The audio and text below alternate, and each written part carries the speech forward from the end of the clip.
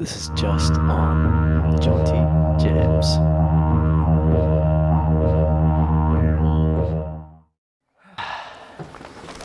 Ready to rumble. Ready to rock and roll. Let's do it. Game on. So, Mr. Drew Wild, welcome to Just On with Jonty James. Just on. Just on with Jonty. Vibes. So, this conversation is, one that I wanted to have for many reasons. First of all, the fact that we lived together for a while on the Gold Coast. I came across you through a community here at the Elevation Hub. We became good friends, we hung out, you invited me into your spare room in your apartment, and then we got to live together and got to go through some pretty cool experiences, and especially during the COVID times, got to bond. And throughout that time I witnessed your journey of creating and elevating your life in many ways. First of all, building I'd say a very successful coaching business, something that you had envisioned for a while and something that you'd been building up to for a while, along with then creating a more scalable online program as well. And throughout that process as well, and this is something that I took a lot of inspiration from, was your utilization of other mentors and other people in your life that really supported you to be able to get you to where you are now. So for that, I'm really, really inspired by, and I'm really grateful for all the beautiful times we've been able to have together, this beautiful house that you've invited me to multiple times now, and the space that we get to have. So thank you very much for allowing me the space to come here. Would you like to introduce yourself and share a little bit about maybe how we met as well and how we came about from your lens? Yeah, for sure. I'm Drew. I'm Drew Wild. I cover all things addiction, trauma. Codependency is an addiction, but I do a lot of work with relationships. Mostly trauma is really my passion and purpose is helping people really see the world through the lens of trauma. And I'd love to just infiltrate that lens into many systems that are placed around this world. And with that lens, we can just start to see a lot of hurt and pain and suffering in this world through that lens of compassion. And really start to understand people at a greater depth rather than just seeing the surface symptomatic problems. We can start to understand why people are behaving the way they're behaving. So that's kind of my passion, my purpose. How we met, how we came along. I remember hearing about you before I saw your face. I think Brandon has spoken a bit about this dude Jonty. It's like, this dude Jonty, am I getting replaced as a best friend? What's going on? And we met at the hub and obviously connected, being fellow Kiwis in the Goldie, just another Kiwi on the Goldie, and just vibed, and had a room spare, and you were looking for somewhere to live, and I've always said you're like the dream housemate. Literally the dream housemate. So chill, so mellow, so easy. Like, there weren't many points of contention. I mean, living with anyone, there's always going to be a few. Yeah. But I felt like it was always usually pretty easily communicated and received. And it was like just a dream. It goes both ways. 100%, of course. Yeah. But man, I think we've all had those experiences where you're like, what? Like, who am I living with? I don't even know this person. Yeah, I thought I did. I did. And then I really didn't. No, it was an absolute pleasure, and obviously witnessing you as well, in a lot of your growth and your receptivity. That's what I really loved as well. Just as like open-minded receptivity and willingness to be like, oh, yeah, cool. I'll take that on board, or I could like explore that, and also what you've been creating behind the scenes. It's been fucking sick, bro. Epic. Thank From you. like working at Lulu. Yeah. Yeah. Oh, bro, like I remember, like I relate to like a lot of your story and my story. You know, when I moved over to the Goldie, I was fucking running Uber Eats on a scooter. You know what I mean? Just doing what you Straight up, do. doing what I had to do. Like I left Yeah. a lot of financial security in New Zealand, and had income from an old business of mine, but like, you know, it wasn't a huge residual income coming in from that, but it was something better than nothing. It was paying my rent and covering a few expenses, but I didn't have much for anything else. So yeah, I was like, fuck, what the fuck am I doing? I was still trying to figure out my life, my plan. This is talking like, you know, probably 5 years ago now. And yeah, it's like, what can I do that still gives me some sort of freedom, some sort of autonomy, like where I can, you know, still grind on the side and you know, figure out me and work on me and do me and choose me and still earn a little bit of cash. I was like, fucking Uber Eats. Yeah. Boom. Always, anyone watching this, always tip your Uber driver. Yeah. They make nothing. Like fucking tippins. It sucks. Worst job in the world. I reckon if I added it up, it would have been like $15 an hour. Yeah. Max, you get to where you're going, and you have to wait for them to fucking make the meal. And you just be sitting in like, it's a real patience test, that one. Yeah, I can Just imagine. be sitting there like festering, like Yeah. hurry up. Yeah. Wow. So On my 50cc scooter. wow. So from Uber Eats to now, what have you created for yourself now in terms of business and how you fund yourself from $15 an hour to Yeah, I mean, this is kind of the fruits of some of my labor right here, this beautiful house we're sitting in. Yeah, I mean, externally, I could say, you know, it's I've got a personal brand and I've got a company. So my personal brand is I do a lot of one-on-one coaching. That's sort of like my bread and butter. So I'd say I've got make a couple of $100K a year doing that, which is fucking phenomenal. Like when I say that out loud, it's like, what the fuck? Holy shit. it's like it happened. You did it. Holy shit. And yeah, like, you know, a lot of the journey that you came on with me was when I was turning, so my flagship group program that I ran personally, just me, for, yeah, probably about 2 or 3 years before I turned it into a partnership and a company. Also the journey that you came through with me on was like, I knew what the vision that I had, and I knew what I wanted to create, which was basically just change the entire way this entire planet looks at, views, and treats addiction. And I knew that the program that I was already running, you know, had the foundations and the groundwork. And I really was. It was something that I do regularly. I'm going to do it today, actually. I do maybe monthly or every 2 months, as I'll sit down and I write out like what I'm calling in, just what I'm calling into my life. In the near future, like I'm talking like in the next couple of months or maybe the next 6 months, something like that. I don't push it out too much further than that. It's like a 90-day plan. Yeah, kind sort of. Yeah. It's real rough. Like I just literally write out like, thank you universe for, and there might be like 4 dot points. Yeah. And it's usually something to do with my business, something to do with like maybe something I'm working on personally. At the moment I'm including, obviously I'm in a relationship now, I'm including like maybe something relational in that.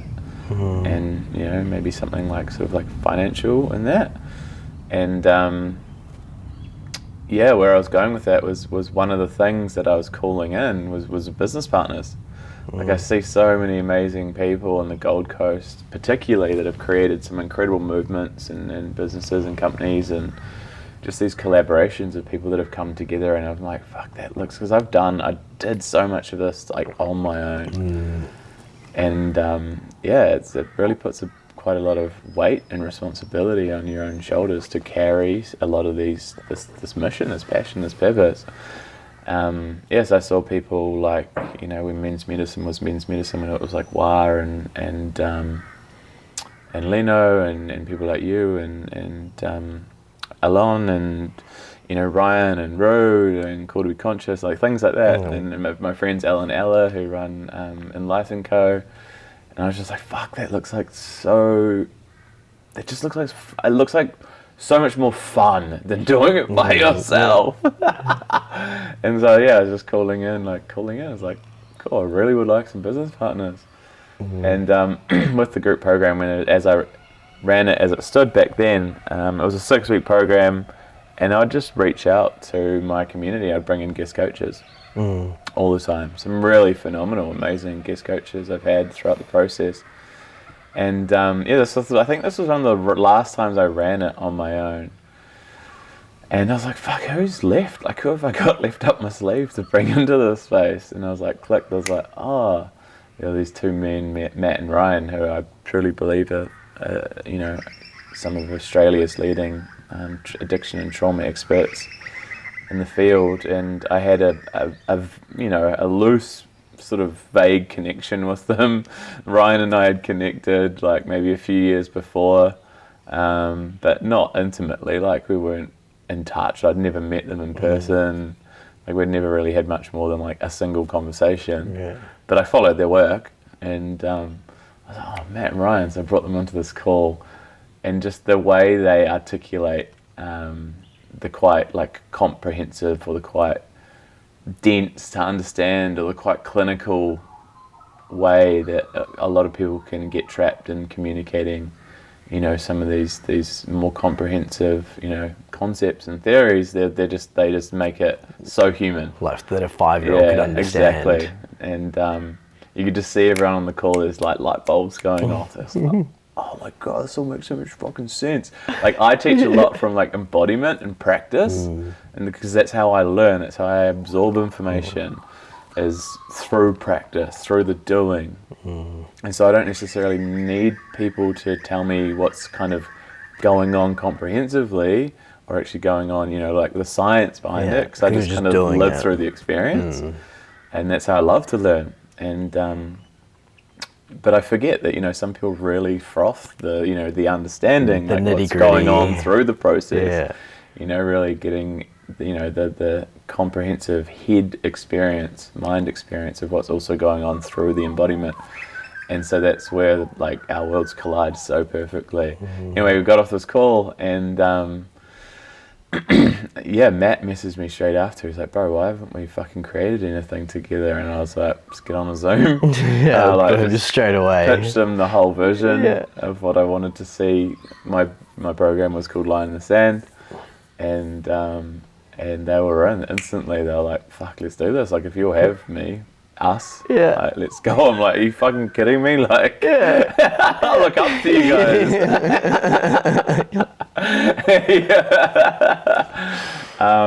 So it was amazing. So they came on board, and we spent damn near while we were living together, damn near 18 months putting this all together, putting the company together, curating the program, really making sure that this is exactly what we needed when we needed it.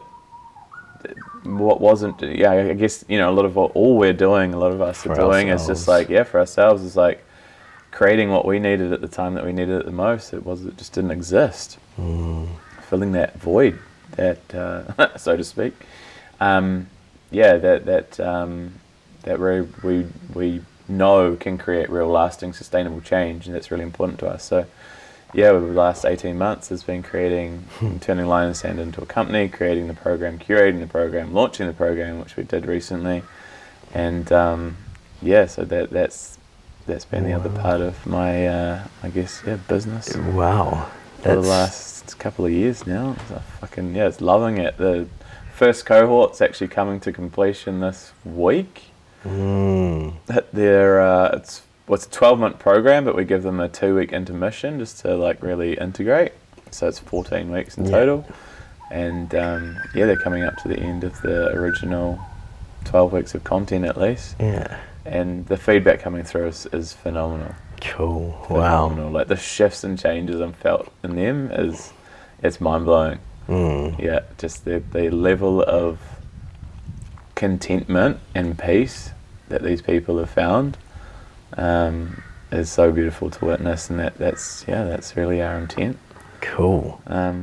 So yeah, like I've said, externally, businesses, fucking houses, cars, fucking, you know, jet skis, whatever. The Like things that you wanted. things that I, you know, I'm As not a teenager, necessarily- you were like, that's what I want. Well, that's it, man. Like, you know, I'm not hugely like materialistic, but I like having fun. I like enjoying fucking bougie things. I like having choice. Like, I call money like units of choice. Like, I like being able to just be able to walk through the mall and be like, oh fuck, yeah, cool, that looks dope, I like that. And I can just say fucking yes. Like, to be in that position now is fucking insane. Like, I took my little cousin shopping on, she's just moved over here. I took her shopping on, must have been Sunday, and she's only like 20, 21, you know? And I took her to the mall, and I needed to do a few things, and she just came with me. And I was like, Wallace, what do you want? Like, not what you need. What do you want? What do you want? You know, to be able to do shit like that is fucking cool. She's like, I really want some fucking new shoes.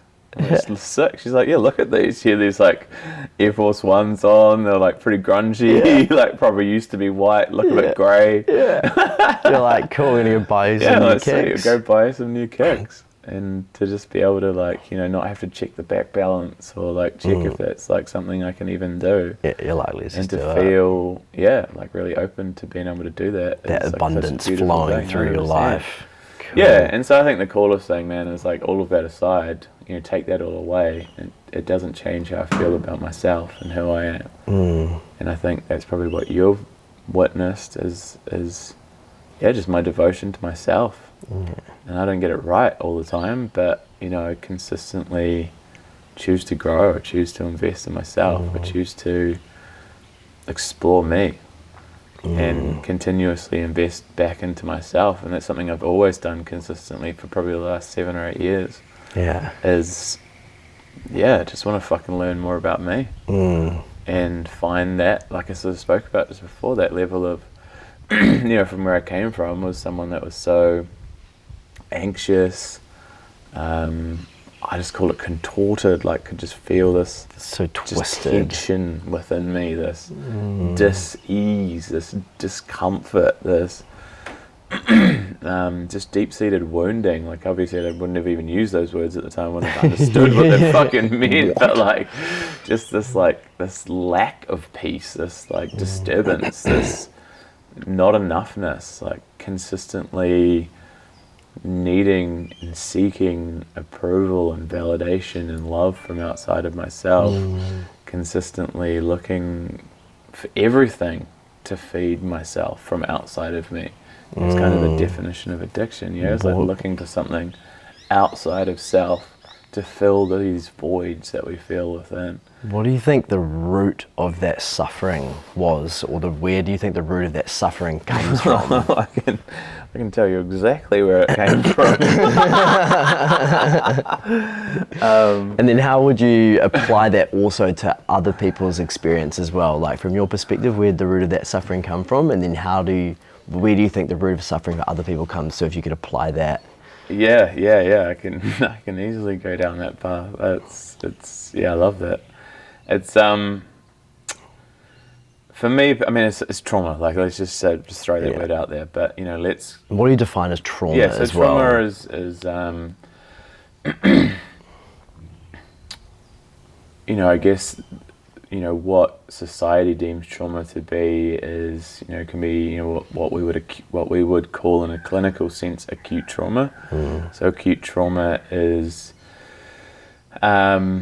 you know, obviously, like, you know, pretty catastrophic events where there's genuine threats to your life, perceived threats to your life, ultimately. You know, things like sexual abuse, physical abuse, you know, living in war-torn countries, really impoverished neighborhoods, things crash. like this. Car crashes, things like this, things where there's, like, you know, real genuine threat to your life. Basically, your body goes into some form of survival response, and these loops, well, for some people, these loops don't close. The survival response never comes to completion, and it's stored in the body. And so that's why we say trauma isn't what happened to you, it's what happened inside of you as a result of what happened to you. Your response to the stimulus. or lack thereof. Yeah. Or Actually, lack of, yeah. There's the this inability, because again, we're not taught these things. We're not taught how to, regulate the nervous system. We're not taught how to bring the nervous system into a state of maybe rest and digest after these traumatic experiences. Or we're living in continuous states of stress throughout our life that we don't even recognize it as trauma, which I'll sort of get to. But like I give the example of, like, you see it in nature all the time, like you sort of say the lion chasing the antelope, actually like 9 times out of 10 the antelope gets away. And you'll see, it goes, oh fuck, lion, like instant survival response, like flight, run, let's get out of here, Bold. Gap the scene. But if you watch videos, you'll see them, if they like get away, lion gives up, gets tired, is like, fuck that. The antelope just starts shaking. Like, shaking's a really good way to regulate the nervous system. And just starts shaking. So it's naturally moving and shaking this energy out that it's had as a result of this like survival instinctual response to live. Humans unfortunately don't do this. We're not taught this, we're not shown this in any way, shape or form. And so we have many events throughout our lifetime that just continuously get stored and trapped in our body, and they can create all sorts of symptomatic problems down the line. But there is acute trauma, and that's very real, and unfortunately many people have experienced and been a victim to really acute traumas, and something I'm really passionate about talking about. And what was more my experience was what I call developmental trauma.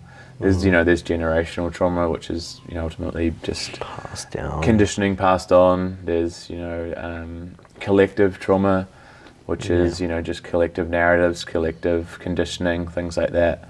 But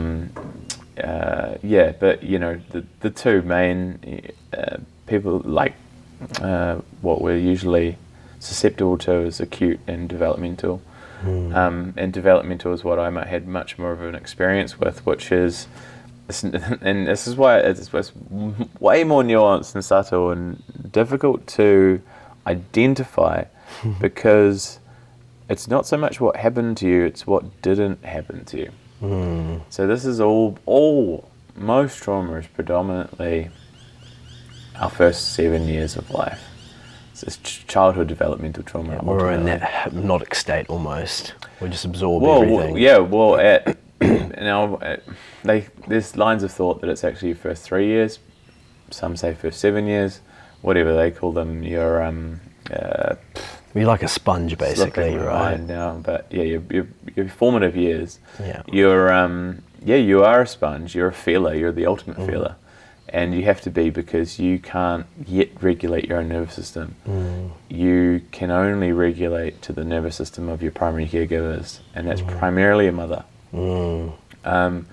So developmental trauma is it's just not getting your basic needs met in the way that you needed them met as a child.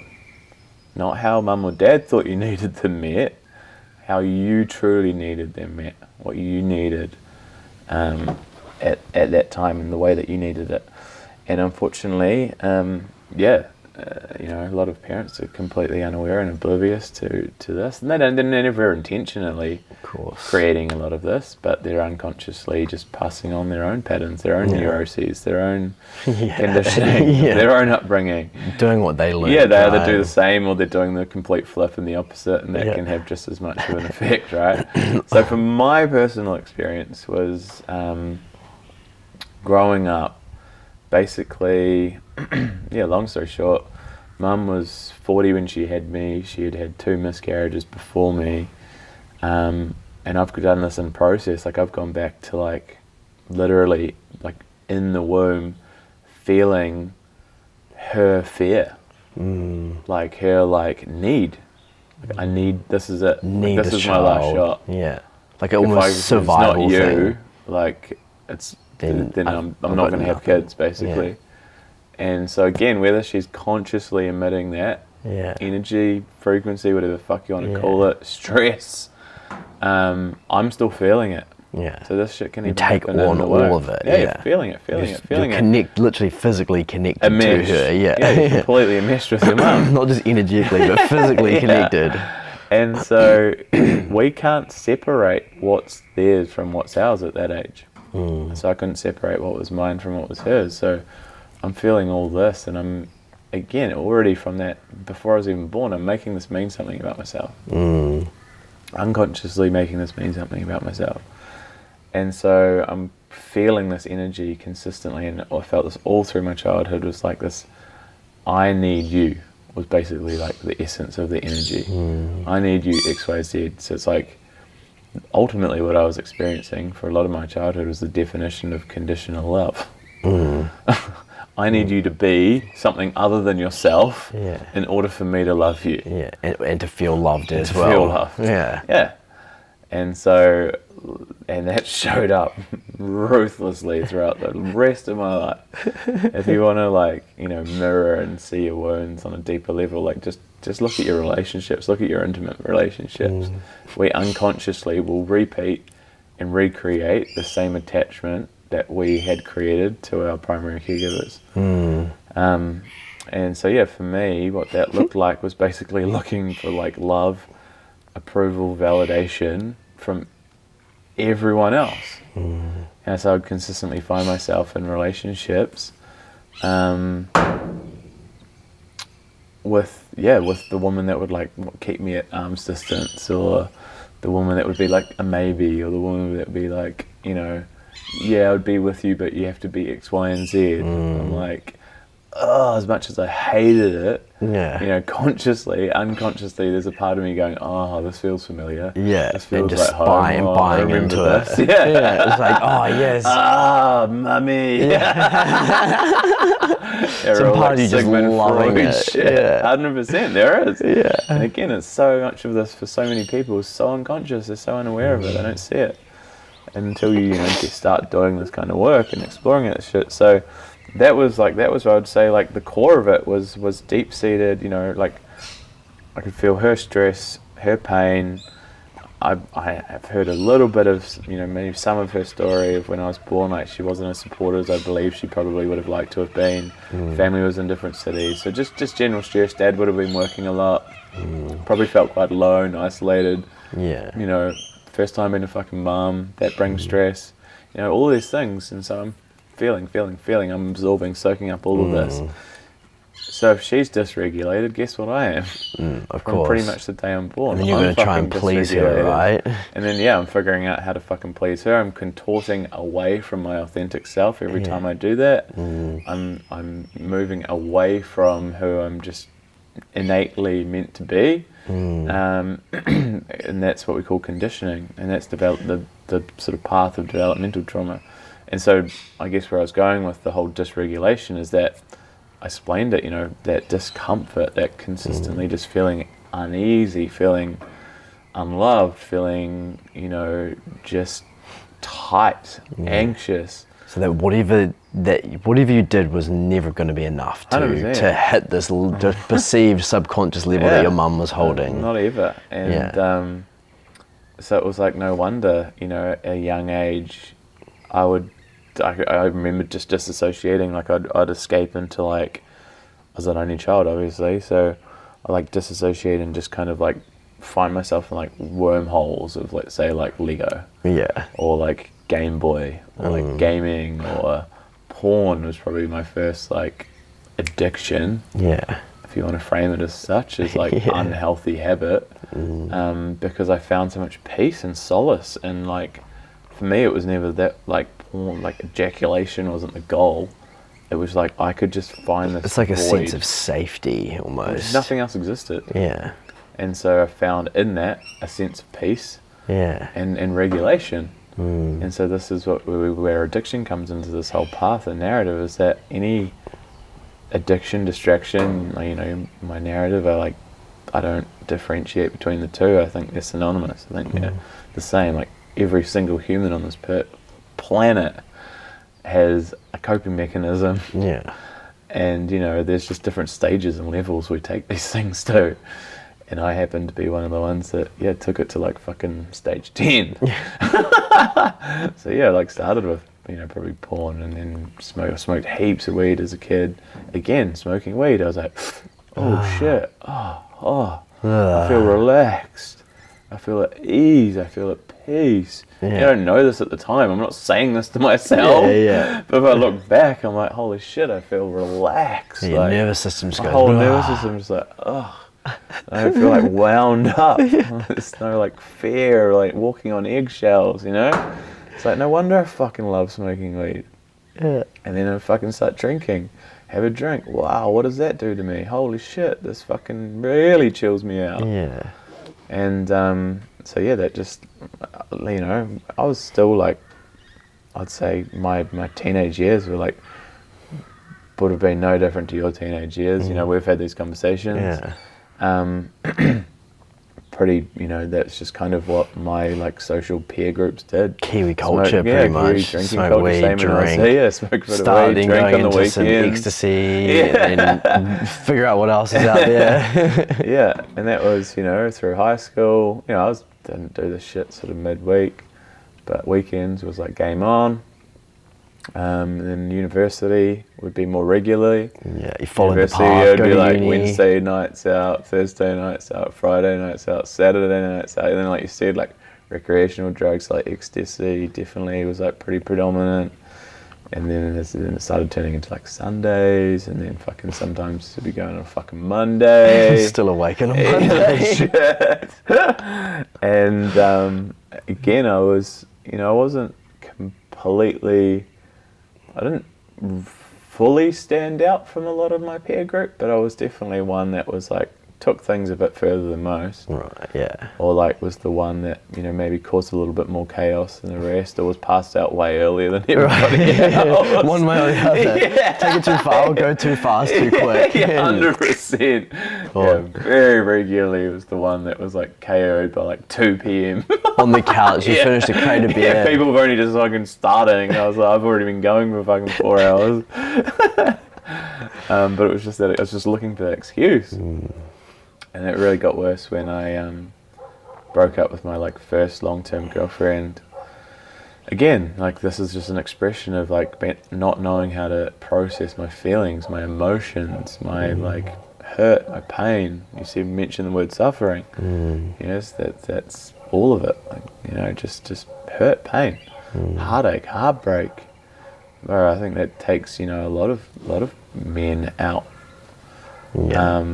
Whether it takes them down that path of substance abuse or addiction, or unfortunately suicide. Because heartbreak prevalent. could be like almost felt the same as if your mother was leaving you to some guys, right? Yeah, 100%. Yeah, like I'd say so. Like if again, completely unconsciously, but it's just matters of the heart. Full stop. Just fucking hurt. You really love someone. You really care about them. At that age, again, we're not taught how to just be in a relationship. Yeah. What that even fucking means. Communication. Communication. Honesty, truth. Yeah, like vulnerability, like just how to like show the fuck up. How to I'd say communication is the key to any successful relationship, and having that willingness to really like stand in some things that may feel really fucking uncomfortable. And that's still a practice of mine. But, I'm getting a lot better at it. Yeah. But yeah, 100%. Like, I was like, 19, 20 when we split. And it just fucking hurt. Yeah, I didn't know what to do with that hurt. Hammered you. And then it knocked me the fuck out. And I was pretty depressed. If I wasn't if I didn't have my face buried in a book, that was a real escape for me, was reading. I'd be out fucking partying. I'd just be on the piss. From books to bars. Yeah, books to bars. Yeah, pretty much, man. I'd just be, partying, drinking a lot, taking a lot of drugs, and trying to sleep with as many women as I could, just to like fill this hole. To feel better. Good enough. Better, yeah, good enough. Wow. And that slowly led to literally me like fucking living in my car, driving from liquor store to liquor store, dealer to dealer, just doing anything I could just to like stay lit. Keep my pain at bay, basically. sort of just anaesthetize myself. Wow. Yeah, I wanted oblivion. I wanted nothingness. Just That's what I was complete looking for. void. If Void, there was blackout, absolute blackout. That's if what I there was wanted. one thing that you could teach that version of yourself now to regulate themselves, what would that be? I always get asked this question, and I'm like, I don't like, as much as it's all like fucking fluffy to be like, what would you go back and say to that version? Yeah, like, or if there was what one- would you teach them? if there was I'm one like, tool fuck, that I don't think person that could dude have would utilised. listen to anything. I kind of thought that when I was about to answer that question. It wouldn't have mattered. Like, a million people tried to help me. Yeah. You know, I had a ton of people tried to tell me that, you know, I needed help, I needed to do something, I needed this, I needed that. And I was like, And no, you're all like- I need is my fucking best friend, which is my bottle of vodka right here in my hand. Yeah. That's what I fucking need. Yeah. Don't tell me how to fucking breathe. Don't tell me how to fucking, you know, that I need to fucking meditate or whatever. Like, get fucked. Like, Yeah. this is what I With need. that This closed is all I off. know, 100%. What was the turning point for you? Oh fuck. I mean, there was fucking a few. There was one. I mean, that living in my car. I was like 21. My dad randomly found me. Yeah, again, long story short, Dad randomly found me.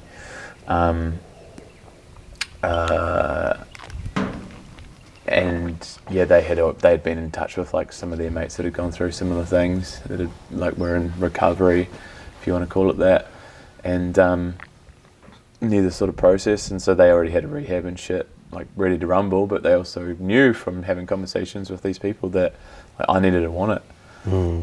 And so Dad found me, picked me up, brought me home, and they sat me down and they said, like, do you want help? That was literally, I'm pretty sure, the only words that came out of their mouth. Do you want help? Yeah, do you want help? And I was like, fuck yes, please. I don't know I don't know a way out of this. I don't know anything about addiction. I've never experienced, like, I was like, what? Like, you know, I thought addiction was just that homeless bum sitting on the fucking Yeah. side of the street. Someone shooting up Fucking- heroin. Yeah, Yeah. so, you know, whatever, shooting with a needle, something like that. Which actually evidently was me, you know? Yeah, just in another form. Yeah, it's just in another form. So yeah, really quickly ended up in rehab. It was like 21, 22, something like that. And it was amazing. It was like fucking the first time I got to, like, sort of take a look under the hood and really understand a bit more about myself. Not heaps, but like start to at least sort of inquire as to, like, what's going on here. Yeah. But again, like, for me, there were a lot of questions that people couldn't answer. I've always just questioned everything. It's just part of who I am. Tell me more. Yeah, go just question shit. Why the fuck are we doing this? I'm like, you know, like, what do you mean I have a disease for which there's no known cure? Like, that doesn't sound right. I was just straight up. I was just like, why? I was always asking why. Like, why me? Why am I here? Yeah. Why me? Yeah. Why? Yeah. You could see some of these counsellors actually kind of were pissed off with me, because I think what I now see in them was actually their own lack of understanding to answer that question, and their own inability to actually understand the depth of addiction. And so they're just kind of regurgitating what they've been told, and a lot of, at that time, the general consensus in treating addiction was that it was a disease. You had a disease. There's something. You just got a disease for which there's no known cure, and we're just going to give you tools to manage the disease, basically. Yeah. You're like, And so I was like, oh, like, but, you know, like, fuck, I'm still like 21, 22. I'm like, I'll do whatever the fuck you tell me to do. Like, you know, my way's not working. Yeah.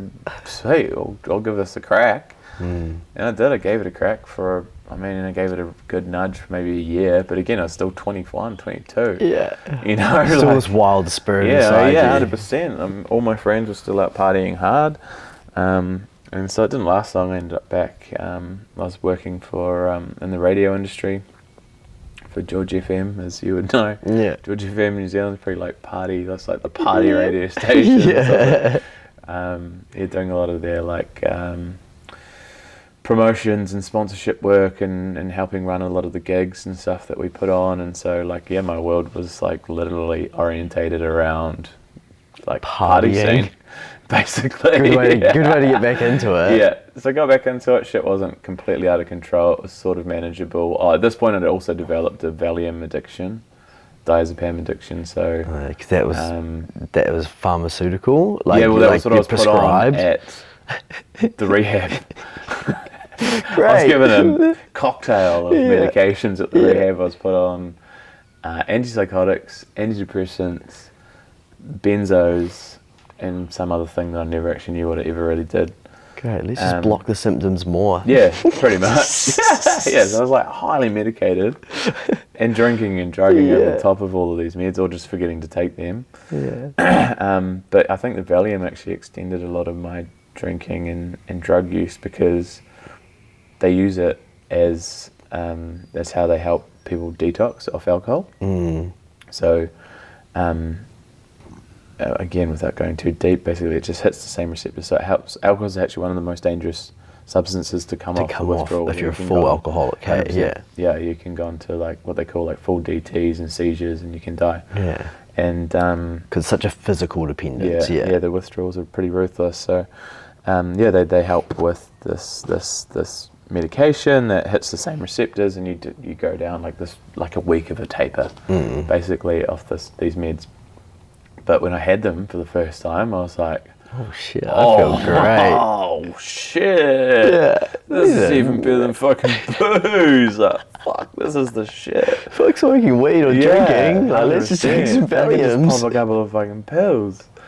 And so, on top of starting to drink again, I had a prescription, and I knew how to twist all the doctor's arms into giving me these prescriptions. I knew all the right things to say. Things to fucking say. You know, how to basically manipulate these GPs. Like, you know, they knew I had a drinking problem. I'm like, well, what would you rather, me drink or just take a few pills? You know, like, they're like reluctantly like give me scripts. Boom, there's a script for the next 6 months. Lose all these scripts. Go get another one. Can I get 3 repeats? Yeah, 100%. Like doctor shopping, all that sort of shit. Yeah. And wow. So I think that probably extended a lot of my drinking, because not only could I, drink for as long as I wanted to drink, I then kind of had a way to almost like taper myself off that. Yeah. So that would kind of bypass me from probably ending up in places that may have been fuck a hangover. Like where I might have ended up in like a medical detox or back at rehab or something like that. I was just popping wine pills. off a bender with like, more drugs. Like booze, meds. And so played that game of fucking Russian roulette with myself for years. So that's a gnarly cocktail to really wind someone up and create a lot more trauma within their system.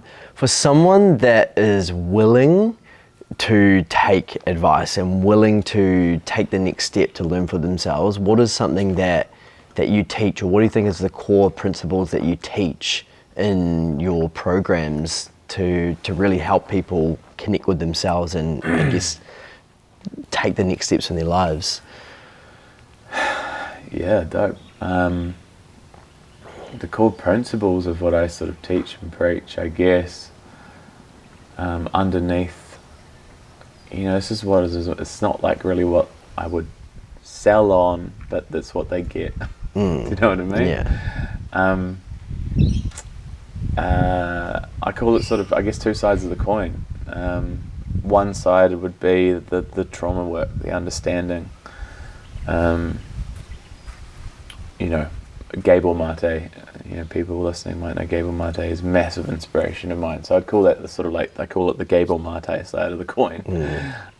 It's, understanding that this comes from a much deeper rooted place. This comes from the hurt, from the pain, from the things that have been just these, let's just call it like stored stress, unprocessed emotions, feelings gone unfelt. It can be such minor things as well, right? Like it could be your mother looking away at a certain time when you wanted her validation. It can be as like your mum not holding your gaze when she's breastfeeding you. Yeah. Like not looking in the eyes, and you feel like you take that as rejection. It can be the most subtle of things. Tiny things. Like, you're like excited for dad to come home from work, and you want to play ball with him or something, and he's had a shit day, so he storms in and kind of pushes you to the side and sits in front of the TV and cracks a beer because he's had a shit day.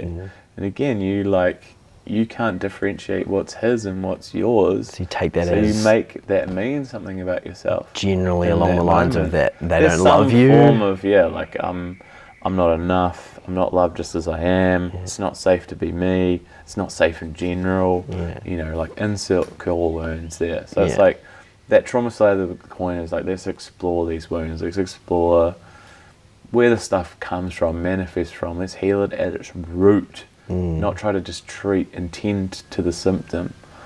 So that would be like the one side of the like core ethos and principles of where I sort of teach and preach from. And the other flip of that is I just call it connection. And I break that down into 3 pillars. Connection to self first and foremost. And that's some of the work that I love doing the most. It's just like helping people learn how to relate to themselves. Like, for so many of us, particularly people that have walked the journey that I have, the internal voice and the internal narrative is so deeply fucking critical. It's like we've got this fucking bully literally like living inside our fucking head 24/7. It's just telling us we're a piece of shit, and we believe it so deeply. Like, it's just so constant. And I mean, I've worked with hundreds, maybe thousands of people all around the world, and it's the same. It's always the same story. That inner voice, that inner critic is so loud, so dominant, so domineering. So it's like learning how to re-engage with ourselves, re-relate to ourselves, treat ourselves with love, treat ourselves with compassion, treat ourselves with understanding, be kinder to ourselves. Like, I remember one of my first mentors looked at me one day and he's like, Drew, you need to start being kinder to yourself. It went straight over my fucking head. He might as well have been talking fucking Japanese to me. I was like, what do you even mean? Like, how does that serve me? How does that get me anywhere? My driver had been like, to bully myself into doing things, basically. You little bitch, why aren't you fucking doing this? Shit. Fucking, like, why fucking, like, you suck. Basically. And it's like, wow, how destructive is that? And so it's like, connection to self, like, just totally like learning how to really reinvent the relationship you have with you, darling, treating yourself like a best friend. It's like, if you could take that voice out and put it next to you on a fucking couch, how much time would you want to spend with that dude? Like, not a lot, not much, And so, like really helping people to, I mean, it sounds a bit cheesy, but love themselves. Relationship, so a connection to self, connection to whatever you want to call, it's different for everybody, but, it can be as simple as your higher self. As much as we've got that voice that tells us we're a piece of shit, we've also got this guiding light, this guiding voice, this guiding narrative inside of ourselves that, some people call their higher self or their future self, that is also like leading us to the next right thing. It's the voice that fucking knows what's up. It's the voice that's always giving us what we need, not necessarily what we want. Some people call that intuition, some people call it higher self, some people call it the fucking universe, some people call it fucking God. Whatever you want to call it, I don't give a fuck. Just build a relationship with it. If you can connect to that part of you, that's when the game starts to change. And that's something that I think I've probably underrated and undersold on my journey, is I've always had such a fucking deep-seated trust and faith in whatever that part of me was. Like, fucking deep-seated trust and faith. To back yourself. Just a knowing. That, like, that is my path. It's like my truth. And to follow that. And when I followed that, it's always led me to like the next evolution and elevation of my life. And so learning how to be in relationship with that part of ourselves is huge. It literally is probably some of the most powerful work I do with a lot of my clients. It's connecting them to that knowing, that internal guidance system. So that's the second pillar of connection, and the third is I just call like social connection, community, tribe, people, Jonty, humans that get it, surrounding ourselves with others that again, it's been, you mentioned it at the very start, like it's something you've seen in me is consistently surrounding myself in people that play either a similar game to me or a way fucking bigger game than me. And I've done that for the last, well, that's what brought me to the Gold Coast. I was doing a lot of personal development over here, healing, growth, whatever you want to call it. I was flying back in forward, and I was just kept meeting all these fucking phenomenal people doing cool shit. And I was just like stuff I didn't even know was possible. Like it just wasn't even stuff I'd been introduced to. It wasn't even my realm of consciousness. It's like I didn't even know that was something you could do or be or create or like, yeah. And it was just like so enlightening and welcoming and safe. It was like, holy shit, like these are people that for the first time, because obviously like I've said to you, my MO, right, was like the chameleon mask, the fit in wherever. No matter what like space I was in, I was always like, I'd hold back and I would kick back for maybe, you know, however long I felt I needed to kick back for, to figure out who I needed to be in this space in order for everyone to like and love me or approve of me. Just consistently morphing, shifting, changing. The most inauthentic human in the world you could possibly imagine. I'm just trying to figure out who you want me to be, so that I can morph into that, so that you walk away going, oh, you'll that love dude, me. see, he's a fucking cool guy. My fucking does put on a fucking mask, mate. I've been in that position. Absolute magician. And yeah, so I guess it was one of the first times as well, like I felt like I could just take these masks off. I was like, oh, I can just be me. And again, that was a practice in itself. But yeah, I just started to surround myself. I literally moved. I came over here for one workshop of the bridge. You've been to it. Yeah. And yeah, it fucking changed the game. Shout out to Preston Spales and Alexi Panos. I kept saying at the time, this was before I was doing what I do now. I was working for a network marketing company, had a really successful network marketing business. And you know, one of the most, I fucking honour them, my time in that so deeply. I was still fucking deep in my addiction, but when I was on. Like I created a fucking successful you went business. with it. Yeah, when I was on. When I wasn't, I was out the fucking gate. And but when I was on, like I did in my time, I built this really successful online network marketing business. And it gave me a taste of everything I'd ever wanted. It gave me a taste of running my own company, running my own business. It gave me a taste of learning how to run a business online. It taught me how to show up online. It taught me, I guess, how to support people, how to, you know, there was an essence, an element of coaching in that. It taught me so many different fucking skills, but a huge pillar of this company that I worked for was personal development, was just growth. And so yeah, that gave me community as well. It gave me an amazing community and people doing things differently. Yeah, two things, I guess, something I skipped over was my dad died I was 26.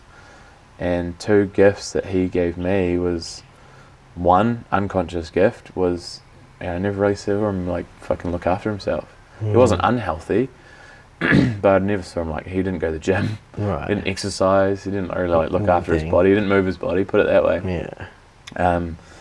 And so it was like, fuck, your health's your wealth. Like if you don't have health, you're fuck all.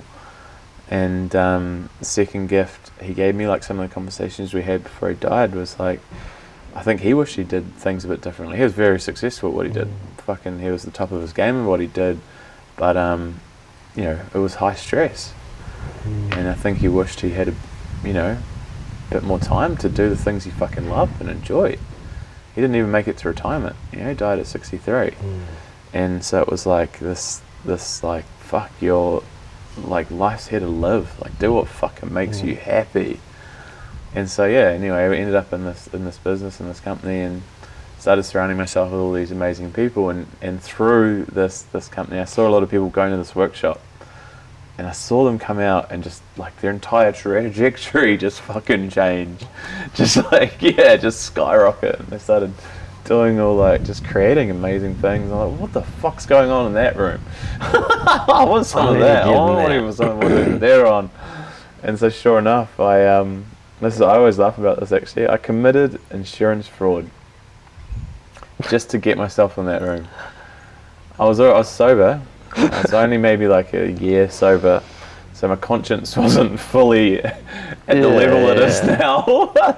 I didn't really give a fuck. I was, in my mind, like I'd done this most of my life. I was just fucking over a system. And like, fucked over plenty of other people. Like I'd never stolen or robbed like individuals.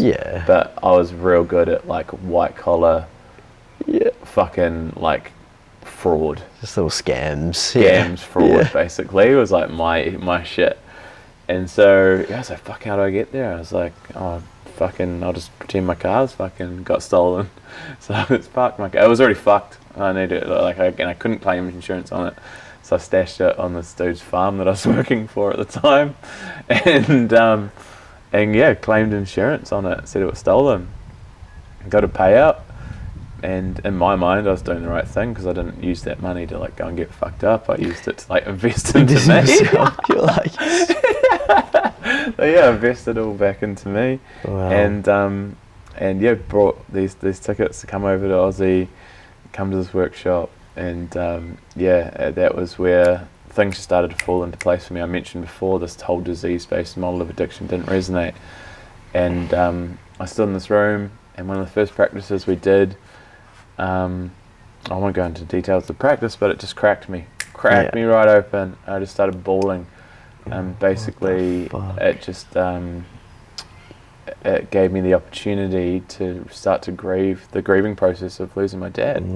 Never really truly, like I cried and I grieved but I shoved a lot down. I didn't like fully let myself go into the depths of that I needed to. And through this practice, I just popped me, and I was just bawling my fucking eyes out.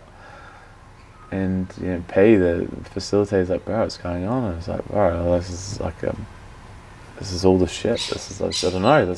I've always said I've either really felt I'm either really okay with my dad dying, or I've never had the opportunity to feel it. I had the conscious awareness of that.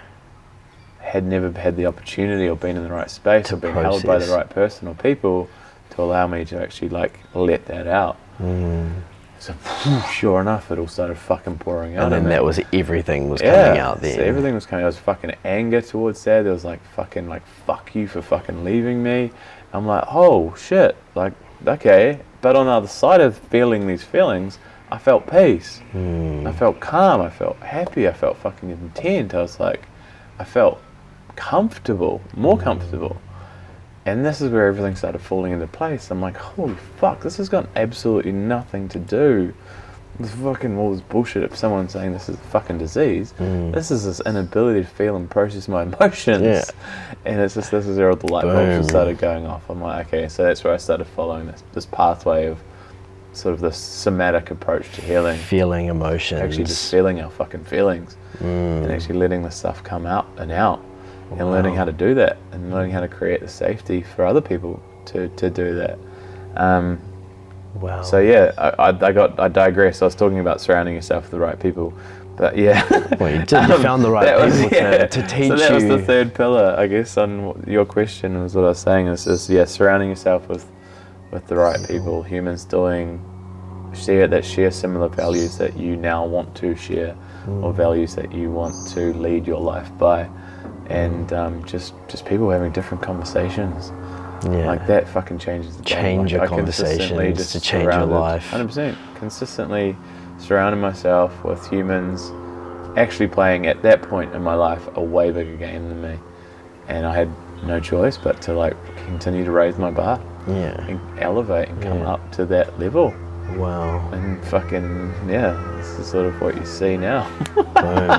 Wow. Well, on that note, just want to say thank you for sharing your story, and yeah, the people that we surround ourselves are our biggest influence, right? So 100%. yeah. It's the oldest quote in the fucking like personal development playbook. I think it's Jim Rohn. Like, you're the result of the 5 people you spend the most time with. Exactly dun, that. dun. And it's so fucking true. Yeah. Like, you know, if you fucking, you know, Gary Vee says it all the fucking time. Like, if you're hanging out with fucking losers, you can become a fucking loser. Like, he's pretty ruthless with how he delivers the shit, but it's true. Like, if you're hanging out with fucking degenerates, you're gonna become a fucking degenerate. If you're hanging out with people that are fucking, you know, learning about themselves, having conversations about themselves, about business, about entrepreneurship, about what it means to just be a fucking human being. And they're vulnerable, they're talking about their struggles, they're not just trying to share the wins. You know, they're talking about the fucking shit they're trudging through.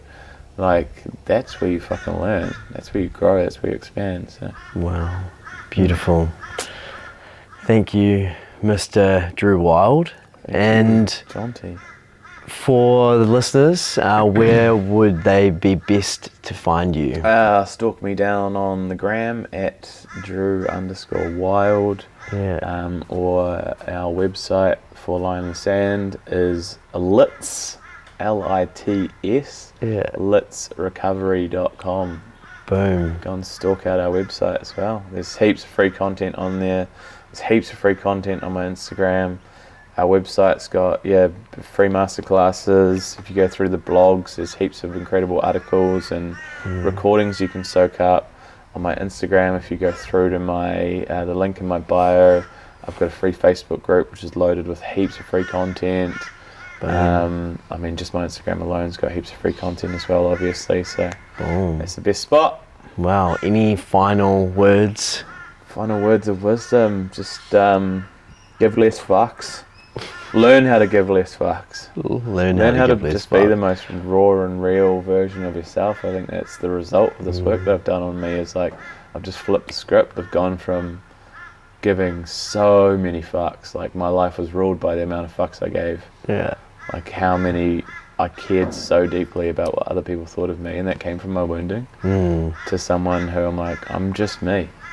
I'm nothing but me. I'm just like the rawest, most real, authentic version of fucking me.